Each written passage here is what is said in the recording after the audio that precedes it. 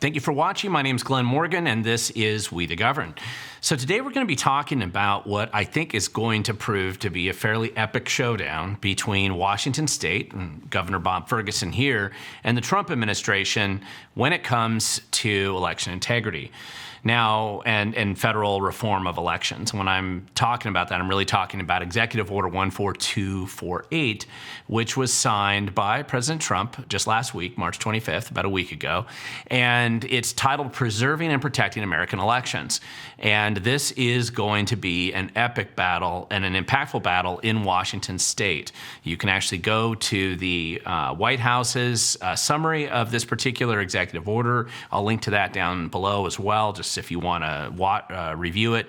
And more importantly, I would recommend that you actually go to the Federal Register, which I'll also link to down below, where you can actually read this executive order in its entirety. So it's important to actually read the original source documents. We're going to summarize how I think this is going to impact Washington State in today's video. But before I do, don't forget to hit the subscribe and like down below. The reason why I bring this up is because I know that about 40% of you, maybe a little bit more, who are watching this video, you haven't done that and you appear to continue to watch my videos. So just hit that subscribe button or the like button down below. It helps our videos get a little bit more visibility, and we appreciate you doing that.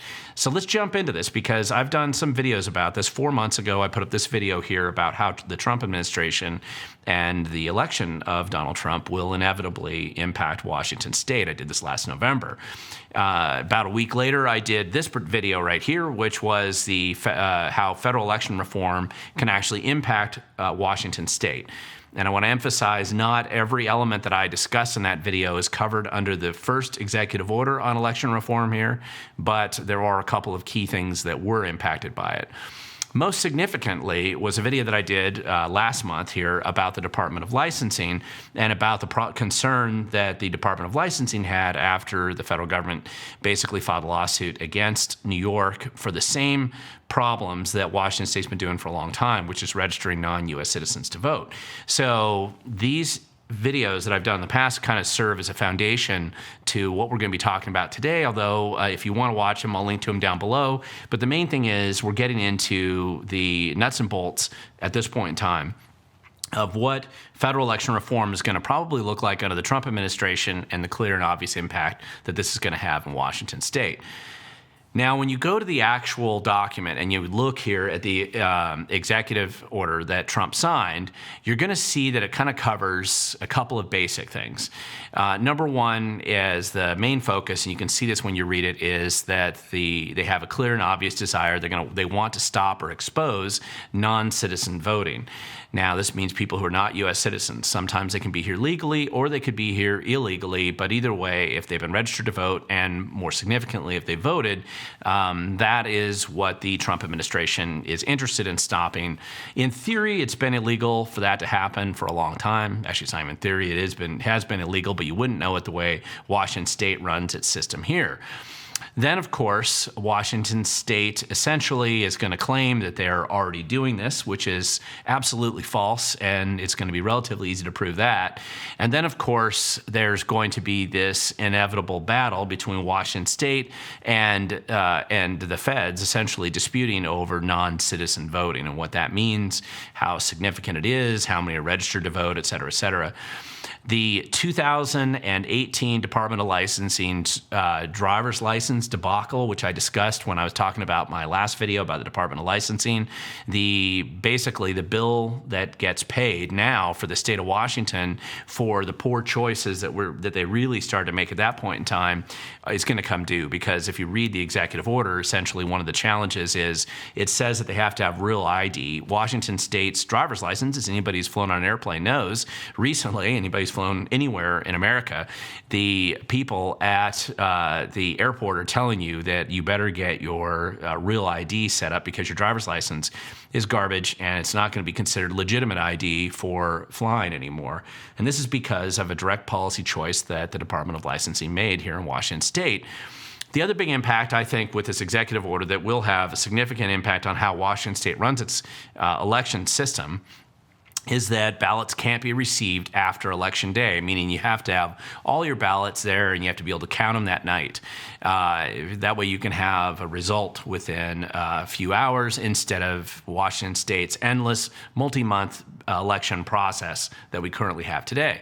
So these are actually pretty significant issues. This is going to be what the big battle over this particular executive order is going to, this is how it's going to impact Washington, in my opinion. Now, of course, immediately the next day, Secretary of State Steve Hobbs here came out with his response pushing back against the Trump administration. Now, it's not like Steve Hobbs didn't know this was coming. Of course they did. This has been telegraphed now for months. And of course, you also had Bob Ferguson and the Attorney General, Nick Brown. They're coming out there and they're going to stand in arm and lockstep. But really, of course, it's going to be Steve Hobbs who's left holding the bag because he is a Secretary of State, and theoretically in Washington State, the Secretary of State has to manage the voter rolls and also manage elections. So it's appropriate that he came out with his response, but I think there's going to be some problems with, of course, how he's responded. At the end of the day, the Department of Licensing has put the Secretary of State in particularly significant trouble, in no small part just because there's no doubt the Department of Licensing and, of course, other state agencies as well, but it really most significantly came out of the Department of Licensing. They've been registering illegal voters for a long time. So here's a couple of key things to watch, in my opinion. One thing is I'd be watching, especially if you work for one of these government agencies, for the massive document destruction and concealment that's probably going on in a variety of places in Washington State. This, by the way, is why it's been so important for those of you who have been working with me and with other groups in our state to try to ensure some level of election integrity here. This is why it's been so important to get those master lists of voters and voting results so that the state can't, and employees who work there can't go back and pretend like there was a different set of people that voted, or to try to conceal the fact that a bunch of non-U.S. citizens have voted in the past, or people who died, or whatever the other problems. There's probably quite a bit to cover up. And there's probably some effort to try to figure out how they can cover it up so that the feds aren't going to be able to come in and easily prove what we all know to be going on here. Now, there's also going to be, and this is pretty obvious right now based on Secretary of State Hobbs' response, is he's going to have a very desperate need to basically find identification problems, which he referenced in his statement. And what he basically said, when you read the executive order says, listen, you have to be able to prove that you're a U.S. citizen. So you have to have real ID, which most people in Washington probably don't right now, and you have to have a passport. And then it gives you a couple other options. But basically, Hobbs' response was Washington State's, I mean, he didn't say it exactly, but it's essentially Washington State's, driver's license system such is garbage, and it doesn't work under your definition, and it doesn't work because the Department of Licensing purposely, since 2018, decided to make it so that it couldn't work. And so by disconnecting from the federal database, a bunch of Washingtonians only have driver's licenses and not real ID, and they don't have passports, and so therefore they'll be disenfranchised. That'll be the story that the Secretary of State's going to run on, and that's what he's going to promote. The second part of the approach, I think, that Washington State will push back against the feds on this executive order is they're going to be talking about UOCAVA voting, which is essentially overseas voting.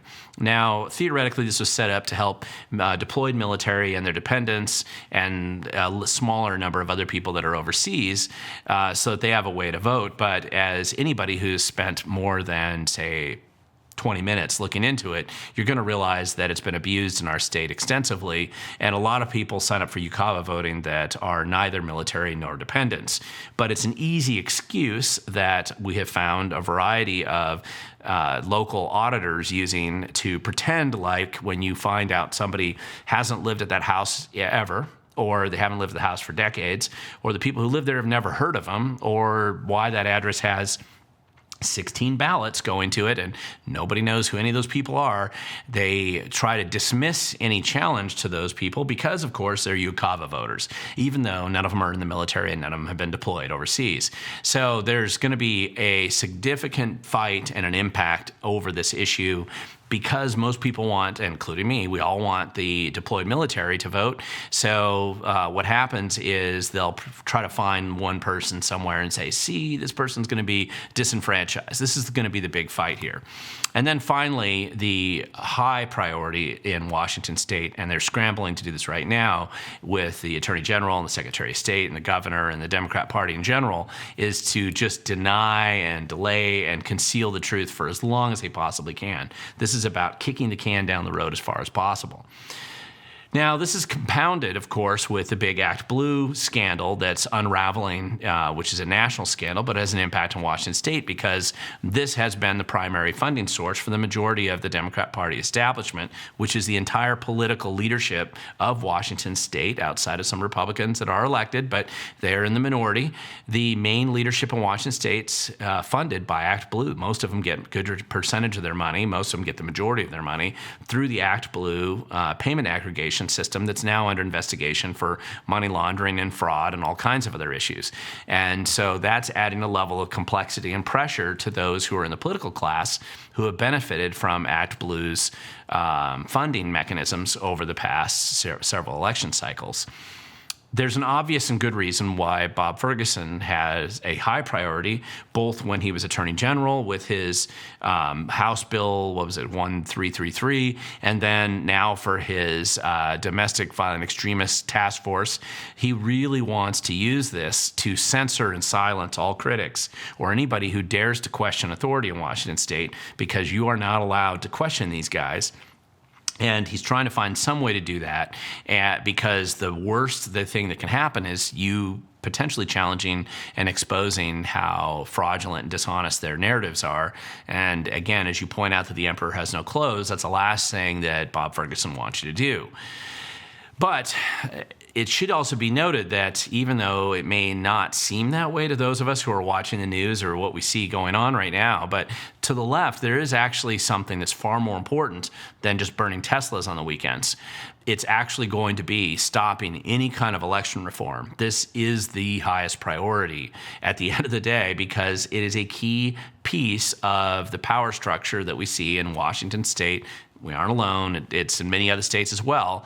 And even though the left is going to put up burning Teslas as saying coexist on their websites like this, or even though they're going to be out there either triggered or in despair because Donald Trump's president, they're going to have to focus on this issue of election reform. They cannot allow it to happen, particularly even if it's just the beginning part of what this executive order does, which is simply expose the fact that Washington state's been registering non-U.S. citizens and illegals for decades in our state, and we don't know how many of them have voted, but we certainly know that there are many, many thousands of them that have been registered to vote. So that's really not a story that you're allowed to talk about, because if you did, it starts to show both that Senator Hobbs, or now he was senator, but now he's Secretary of State, that Hobbs is a liar. They made him a liar with that recent response that he has, and also that everybody who, including various auditors around Washington state and Thurston County and Spokane and Whatcom and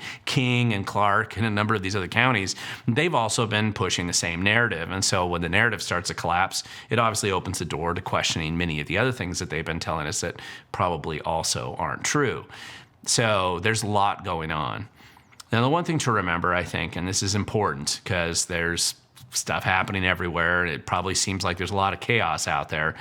Inevitably, it's going to take a lot of hard work to clean up this mess. I think people who look for easy button solutions or instant salvation or some kind of miracle to occur, I think you're wasting your time, and I don't think that's an accurate assessment of where we're at or what needs to be done to clean up a lot of the problems like election reform, like the issues that this executive order is intended to solve. It's not enough, though. There inevitably will be some more executive orders coming down the road. There's going to be litigation. There's going to be fights. There's going to be a lot of things going on. And I think it's important that none of us presume that somebody else is going to be doing it for us. They aren't. It's going to require a lot of work and hard work. Many of the activists probably watching this video right now, some of you have helped work with me on doorbelling or reviewing the databases or voter challenges. We've been finding a lot of problems around Washington state. We can't presume that somebody else is going to do that for us. I know in the executive order it talks about them comparing these databases, and from the federal level I think they're going to have a lot better information. information than what we've been able to glean through records requests and other data sources. So they will have the ability to get a lot more information that we've never had access to. But at the same time, we can't just presume that somebody else is going to do it for us. It's important that we stay engaged, because apathy and ignorance inevitably are the greatest enemies to freedom and liberty. And if we are just apathetic, assuming somebody else does it for us, it makes us dependent, and it may not necessarily happen. I also want to remind everybody that you have to be prepared for a heck of a lot of drama, distraction, and chaos as narratives collapse, or as scandals unfold, or as we find out that things are far worse than anybody realized, or as people are exposed for basically lying or doing bad things. Inevitably, this creates all kinds of drama and distraction, and it's important to stay focused. Election reform is a big deal, and it's very necessary if you care about freedom and the political class and how you actually govern yourself moving forward. The other thing I would point out, and it's important for people to remember, is that we need to be kind to those who are basically waking up to the truth all around them right now. It could be that you have some friends on the left that just had their Tesla keyed or vandalized, or they've been assaulted or threatened in parking lots, or something else has happened that's starting to wake them up to some of the problems that they may have been in denial about before. And I think it's important that you always have an open mind and a willingness to talk to people like that, knowing that they aren't just going to lose their religion instantly overnight and become an active activist tomorrow, but they may be starting to realize that something's seriously wrong here. They used to say that basically a Republican was just a Democrat who's been mugged. And I think that sometimes the reality that mugs people, whether it's crime or the terrible education system or the ridiculous taxes or the incompetence or failures or lies, whatever it is about government today that changes somebody's mind and starts them down that path, you and I have to be willing to be open and kind and welcoming to people like that who are suddenly realizing that what they've been told all along wasn't true. And finally, this is the most important part. I close every video with this. We have to be willing to show up and do our part, because inevitably, the future belongs to those who show up.